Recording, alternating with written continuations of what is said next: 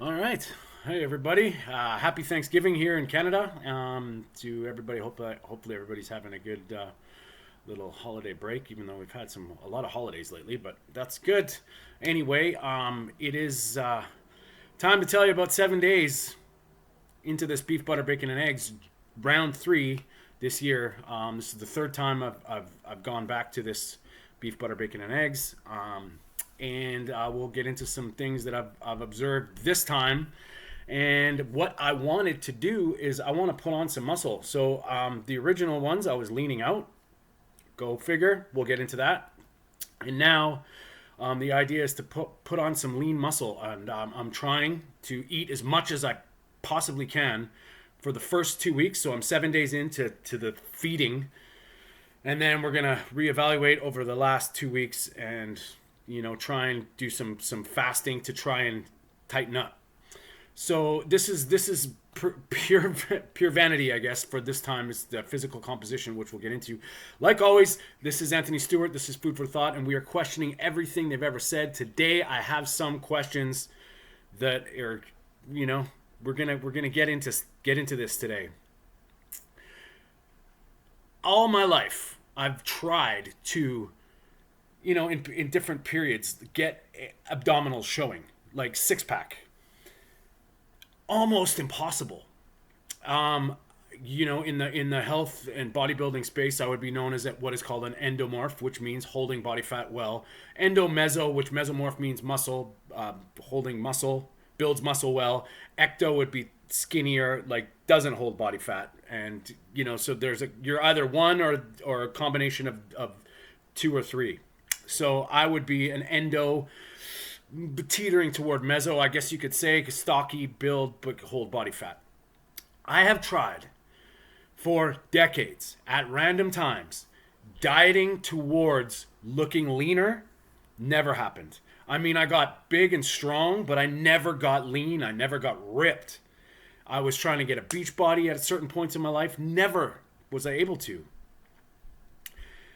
And beef, butter, bacon, and eggs aside, since I've been down this low carb, keto, now carnivore, not only do I have a six pack, but I've been able to maintain it at will, with no problems, no calorie counting, no suffering, no heavy dieting. This is just now what I eat.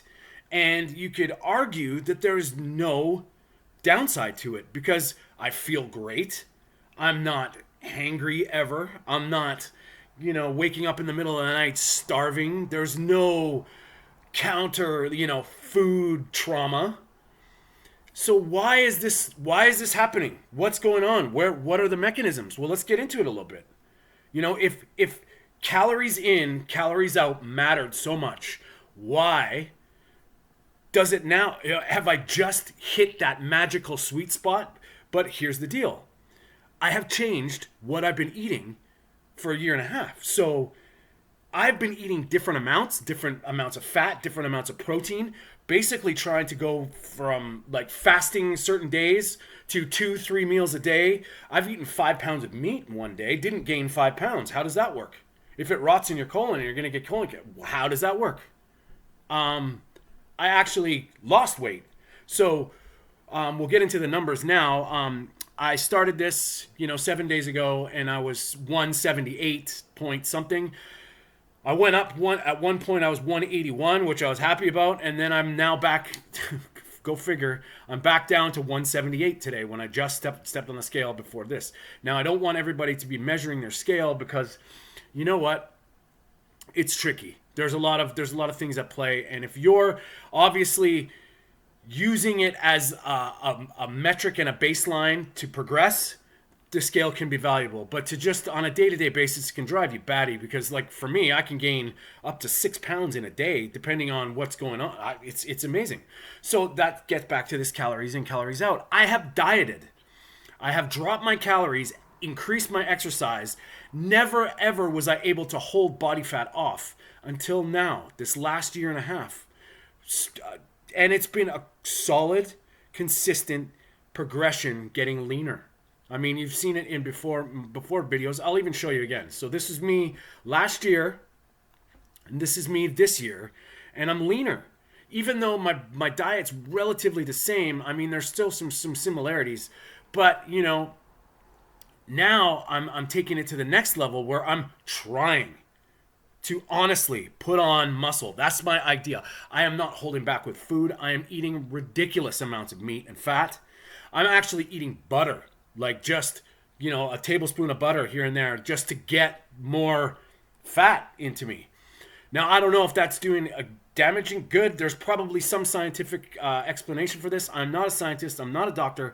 I do understand a little bit of metabolism. I've done some research into my own N of 1. I'm in the best physical shape of my life, so I can relate and I can, you know, project this to you. I'm also today, just to give I got some. I look for inspiration all over the place, and you, as you know, if you're a subscriber to the channel, which I want to thank everybody. We're almost at 100 subscribers. Are you kidding me? That's great. Thank you. Hopefully, I can help you find your way, and we can do this together through, you know, questioning the powers that be. Leave a comment below if I can help you with anything. If you wanted me to talk about anything, right now we're talking beef, butter, bacon, and eggs, and I'm gonna get back to the topic. Sorry for rambling a bit today, but this is exciting.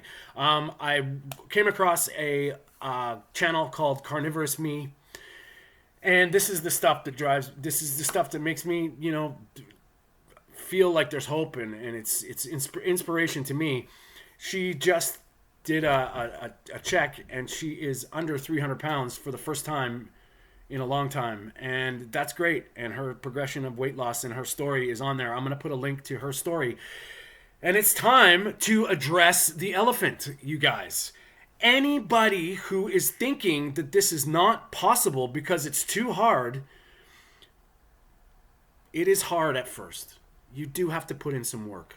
But once you understand the idea behind proper human nutrition and a species-specific diet, you will naturally push everything else away. What diet have you ever been on that A, lasted over a year, B, didn't include counting anything or worried about any foods except for the foods you know you can eat, and every day you wake up feeling grateful and magical about eating again the same thing? It sounds like paradise. It's possible because it's happened to me.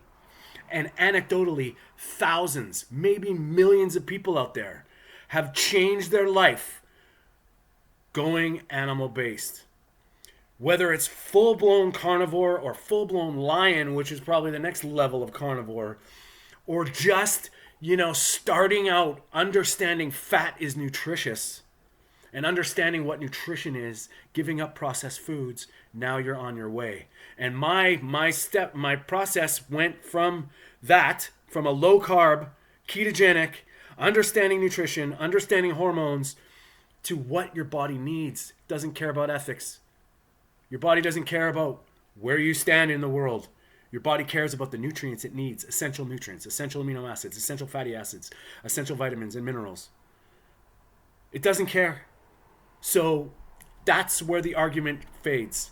Nutrition science doesn't exist. Nutrition does. Where you get your nutrition, or lack thereof, is the key. So that's all I'm going to say today. I'm going to leave the link of Carnivorediet and her story down below. This is day 7, beef, butter, bacon, and eggs.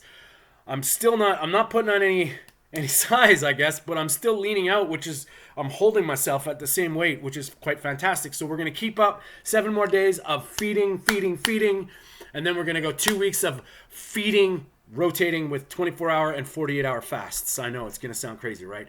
But keep in touch, and thank you once again for the subscribers. We're getting there, and you know, my message is, I want you to think. I don't want you to listen to all this crap that's out there. There is some truth hidden, and different things are not what they seem.